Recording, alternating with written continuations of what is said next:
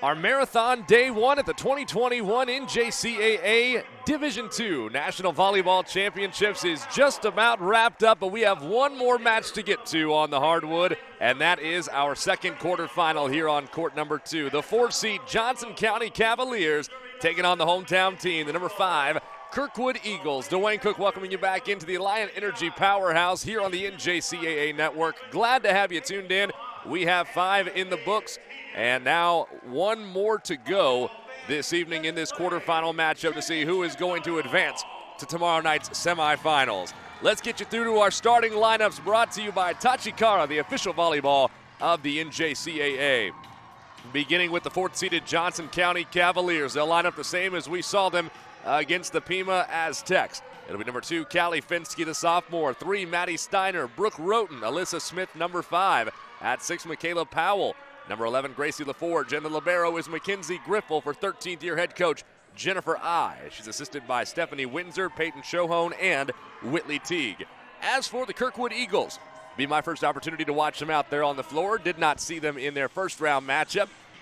Looking forward to watching the Eagles play. Number 3, Allison Pisarcik is the libero for this Eagle team, followed by Katie Capriva, number 4, Jada Golden-Smith, number 5, Emily Strauss, 7, Anna Gorsuch, 11, 15, Rachel Nelson, and 18, Maggie Peters, the sophomore, for head coach Jill Williams in her 16th year. She's assisted by Morgan Grimm, Gabe Loesch, Alexis Litz, and Kevin Geary. Kirkwood on the left in their road uniforms, despite the fact that they're only 5 miles away from their home here in Cedar Rapids. Johnson County, the higher seed, gets to wear the home whites, despite being 335 miles away from their home back in Overland Park, Kansas. It was Johnson County winning a 5-set thriller against Pima earlier today. Kirkwood able to handle business in straight sets against Neosho County from down in the great state of Kansas as well. We are underway here in set number 1 as Powell is able to, Smith punches one over for Johnson County. Back over to Kirkwood. Little joust at the net is won by the Cavaliers, and it will be Kirkwood who strikes first. That is Anna Gorsuch, the sophomore, first team all-conference, who gets Kirkwood on the board first with a nice attack to the near side. 200 kills on the season coming into the tournament for the 18-4 Eagles, and Gorsuch gets the scoring started. Griffel digs the serve. It's in the middle. Finsky, setting it up for LaForge, and is able to get it down in the middle of the defense for Kirkwood. A substitution in for the Eagles. Kamara Dickerson, the freshman from Moline, Illinois, checking in here in place of 11 Anna Gorsuch on that back row. Serving is Alyssa Smith for Johnson County. Her left-hand serve is dug there by Dickerson. The pass, Nelson off to the far side, looking for Strauss. Got it down on the back row, and the Eagles regain the lead. Might be able to hear in the background a little more crowd noise, too. Of course, it helps having the home team here on our side of the court. But a nice crowd on hand to hear for both sides in all reality. As checking out is Pisarcik, the libero. Serving 18, Maggie Peters checking in. It'll be a setup for Powell, who hits one hard off the block up front. Emily Strauss was there. Michaela Powell acted as though she wasn't. Great set, too, from Finsky. And the side out goes right back to Johnson County. Peters comes out as the libero Pisarcik is right back into the match. Serving Griffel, the libero for Johnson County. Nelson with the right-hand serve coming through is Capriva with the left hand. Griffel with the overhead dig. Off the arm here of number 15, Nelson. That is one. Shannon Riley with the kill. She had a big opening match against Pima right here on this court earlier today. Matter of fact, Johnson County rattled off the first 2 sets. They looked like they were on their way to a sweep. Matter of fact, led 19-13 in that third set. But Pima would not go away, forcing it to the 5th, where the Cavaliers were able to get out of there with a win. And they lead at 4-2 here now against the home team Kirkwood Eagles in the early going of set number 1. Griffel's serve is dug by Pisarcik up front. Nelson sets it middle for Golden-Smith. Now over to Johnson County. Little tip over the block this time from Riley.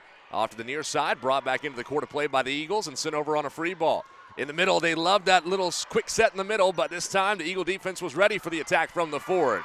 They can't return it, though, as Strauss hits it into the net for Kirkwood. And Johnson County out to a fast start, 5-2. I'm interested to see how these Cavaliers do against a very aggressive Kirkwood defense when it comes to blocks. They are second in the country with 309 assist blocks. I think that'll certainly play a role here against some of these hitters. It doesn't on this one, though, as Powell comes behind LaForge and finds an opening on the far sideline, and a quick timeout is going to be called by Jill Williams. She has seen enough. The second kill from the sophomore, Michaela Powell, the team leader, coming to the tournament with 306 kills. That is 6th in the nation, and she's got a quick 2 here this evening to give the Cavs a 6-2 advantage in the opening frame. Fans, Tachikara is proud to be the official volleyball of the NJCAA and has generously provided all balls for NJCAA National Championship play for over 30 years. Tachikara, we've got the ball, you bring the game. 6-2, the Johnson County Cavaliers out of the Kansas Jayhawk Community College Conference with the early lead, making the trip up here to Cedar Rapids. Winner of this one moves into the semifinals. Coming up tomorrow night, we'll see, actually this matchup will be over on Court 1 between the winner of this match and the winner of the one going on right now over there on Court 1, the top seed Illinois Central Cougars, and a team we saw earlier, the Gulf Coast State Commodores, having at it on Court number 1. Joel McCall on the call at Court 1. This is Dewayne Cook here with you on Court number 2, joined on the camera by Carson and Luigi, and Chase running the board for us all day long. We have been your crew here on Court number 2. It's been a marathon day, but it's been a fun one at that at the D2 National Championships. Griffel's going to serve out of the timeout for Johnson County. It is dug back row by the Eagles. Dickerson up front. It is Riley sending it back down with 4. Kopriva hitting it off the side of her hand, and Riley had an easy one right up above the top tape. As you see right there, timed it perfectly, and nothing Kopriva could do. The serve from Griffel is off the arms of Pisarcik. Coming back to it, Nelson sets it up far side for 7. Strauss, dug by Johnson County. Quick dump off there by Finsky. Now Strauss again blocked back up front by LaForge and Powell. Punch back over though by Kirkwood. Here comes on the attack Powell off the block, but able to be played by Kopriva. Strauss far side, dug by Griffel. Now Finsky looking near side for Riley. Big swing off the block, off the hand of Strauss and into the net. And the Cavs keep the early momentum on their side. 8-2. Johnson County holds the 6-point lead.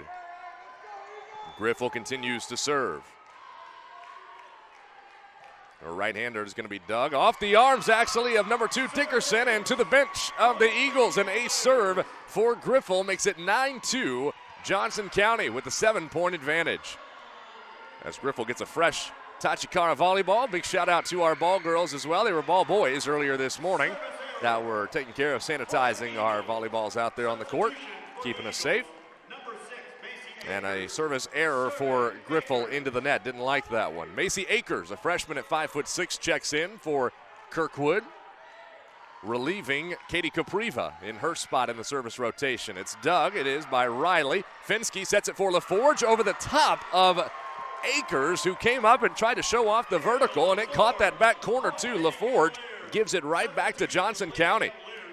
Well, you don't see that happen very often, where the defender overruns it, but it worked out well for Johnson County. As we see the substitution, the double sub for Coach I of the Cavaliers. In comes Sydney Healy, number 14, up on the front row, and the new setter will be number 10, Riley McBurney.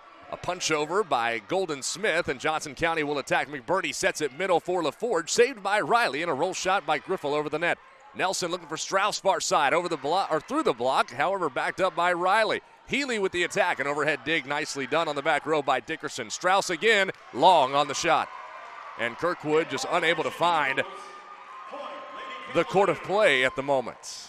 11-3, the Cavs lead by 8. One interesting note, too, about these Eagles is that only one of their starters has not played on this floor before coming into this afternoon, or their first match this afternoon, I should say, as Johnson County is going to give it right back on a side out to Kirkwood. Looked like the hitters weren't on the same page that time, going off the set from McBurney. Side out Eagles. As we see number 11, Anna Gorsuch, check back in on the front row. That couldn't happen soon enough, I'm sure, for Eagles fans. Takoa Kopriva, the freshman, first team all-conference, comes in to serve. Her right-hander will be dug by Riley. Up front, McBurney sets it near side. Healy over the block, a whistle, and a net violation will be called, I believe, on McBurney, yes, on her set. But the point with that is because Kirkwood players, a lot of them hail from the Hawkeye State here in Iowa, and this is where the state volleyball tournament is held. And thus, a lot of those players got to play on this floor during their high school days, as Healy comes through this time on the swing and gets the side out right back to Johnson County. And a 12-5 lead for the Cavs. Going back to serve for Johnson County is number 3, Maddie Steiner. Steiner picks her spot, goes to it. It's dug out by by number 6, Macy Akers on the back row. Healy through the block, diving down to save it was the libero, Pisarcik. Now back over to Johnson County. Big swing from the Forge, dug out though. Nice play defensively back row from 6 Akers. Now Johnson County plays it. Griffel with a roll shot from the back row. It's dug by her fellow libero, Pisarcik. Far side, Gorsuch through the block. Kept up enough, though, for Smith to make a play on it. McBurney to the lefty, Smith. Dug again by Pisarcik. Gorsuch one more time. Blocked back, though, and off of one of the Eagle defenders. That was that was actually Kopriva trying to dive down and save it. 16, not 6 in your program. 13-5, Cavs with the 8-point lead. And it will again be Maddie Steiner, her right-hander to serve. Dug by Akers this time for sure. Nelson sets it up. Gorsuch, did it come off the block? They're going to say yes. Played out of that from Pisarcik. This time it does go into the net off the attack from Gorsuch. And the Cavs just can do no wrong here in the opening set, whereas the Eagles having a tough time getting their feet under them in this quarterfinal. And Jill Williams is going to go ahead and use that second and final timeout of the frame. 14-5. Johnson County leads it by 9 against the home team Kirkwood Eagles here in the opening set. Fans, you can follow all the action of the 2021 NJCAA National Championships live on the NJCAA Network. Go to www.njcaatv.com to view live and archived broadcasts of all NJCAA national tournaments. The NJCAA Network is also available on Apple TV, Amazon Fire, Android TV, and Roku streaming platforms. Well, I think if you're Coach I of Johnson County, you really couldn't have drawn up a better start, especially after a shaky end to that opening match against Pima. The Cavs came out firing in that one, took both of the first 2 sets handedly, and looked to be on their way to a straight sweep, but the Aztecs really battled back and got it all the way to the 5th before Johnson County really finished strong in that one, and they've certainly carried that over here to this match against Kirkwood. Whereas, again, the Eagles didn't have much trouble at all with Neosho County, a team that this Johnson County team is very familiar with. Nelson's going to set it far side as we're back to action to Gorsuch, dug by Griffel. Now McBurney, far side. Healy off the block and out of play, and the momentum stays on the side of the Cavaliers. As Sydney Healy already with a couple of kills in the early going. Again, a great job defensively by Griffel. We saw it a lot against Pima. A great pass ahead to McBurney, and Healy did the rest after that. Nelson going to Gorsuch once more. Through the block, and this time it comes down on the back row. Gorsuch gets her second kill. Anna Gorsuch, I mentioned a first-team all-conference selection. She moved from the middle to the outside this year, according to her head coach, Jill Williams, the sophomore making the switch from freshman to sophomore year, and has really done a nice job, according to her coach. McBurney goes back to Healy again, this time off the heel of the wrist. Behind the block, it was Nelson diving down to save it. The libero, Pisarcik, gets it back again to Gorsuch, who hits it off the block and down. A couple of quick kills right there from Anna Gorsuch, the sophomore. And Kirkwood trying to make a little bit of a run here. Still with work to do, trailing 15-7 in set number 1. And that's not the way to do it, as Allison Pisarcik, the second-team all-conference libero, hits it into the net. A service error from the sophomore. Her coming into the tournament, she had 19 on the season. Gives it back to Johnson County. The serve from the Forge is dug by Kirkwood. Gorsuch again through the block and out of play. That's 3 for 3 now in the last few attempts for Gorsuch. Side out to Kirkwood. Katie Kopriva checking back in the front row for Macy Akers. And number 15, Rachel Nelson, the sophomore setter, will get to slap one into play. Right-hander just over the top tape, able to be played by the Johnson County defense as Healy comes through off the set from McBurney.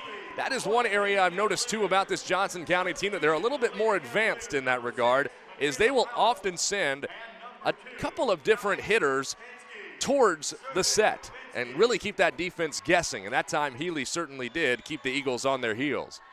and able to come down with her third kill. She checks out, as does McBurney, as Finsky and Powell check back into the match. Big swing from Gorsuch again, make it 4 for 4. That one's off the arms of Steiner. She's really starting to heat up, but it's just at the time as she goes back to serve and will be rotating out here momentarily. The question is, when she does go to the bench, where does Kirkwood go to get that offensive production? 17-9 Cavs. That's tough to say. Gorsuch's serve is dug up front. Powell on the attack, had it blocked right back at her. There up front was 18 Maggie Peters, who just came in. Katie Kopriva in the area as well.